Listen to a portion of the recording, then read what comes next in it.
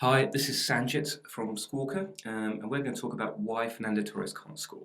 Now, we all know he's had a few problems with his knee. He's lost that yard of pace. He must feel like he's going absolutely mad at the moment. But our theory is actually he's not being supported well enough by the Chelsea midfield.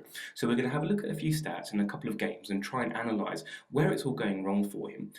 First, we're going to have a look at is just his general performance score. 89 is pretty low, and just to show you where that is compared to other strikers, we'll have a look at Van Persie first, who has a score of 475, much higher. And then we'll have a look at Luis Suarez as well, so 510. So that gives you an indication of his general play and what's going on. Quick look at the stats that he has here. In 13 appearances, he's made exactly the same amount of appearances as everybody else. So it's quite a good study for us. The stats are matching up quite well. Here's an interesting stat. He's been the worst man of the match and the worst player in the match several times. He's actually had the worst possession 5 times for Chelsea. And that's something we're going to focus in on because that is indicative of how he's not being used properly. Here's the West Brom game. You can see this on Squawka and look at it yourself. But these are all of his passes in the game. He's attempted 20 and completed 15. You can see all of these passes in the centre of the pitch. That's in the centre circle. Chelsea attacking right to left here. Look at all his passes that are with his back to goal that are going backwards. He's made one pass in the opposition penalty area, and that turned out to be an assist. There's something going on here. Here's the Man City game, this time Chelsea kicking from left to right. And he's only attempted 12 passes in the entire game and completed 7 of them. And look at all these failed passes near the opposition area. And there's only 2 successful passes have actually gone forwards. And again, there's a couple in the centre circle.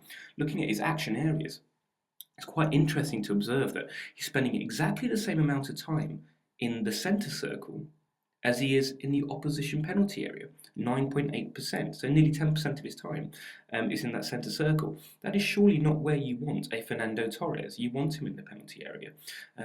We can also go and have a look at the West Brom game. And Liverpool fans will always remember Torres drifting out to the left channel and cutting in to take a shot or to create a chance. 0% there.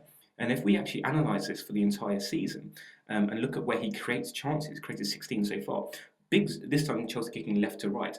Big 0 in that top left, top right position, which is where he's used to be able to cut in onto his right foot.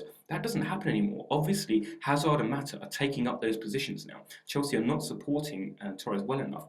He loses a majority of his headed duels and a majority of his take-ons by moving into these unfamiliar positions on the pitch. In our estimation, you need to get Hazard and Oscar and Mata much closer to him, much closer to the play, because actually his shooting, as we said before, is not bad. He's got a higher shot accuracy than Luis Suarez.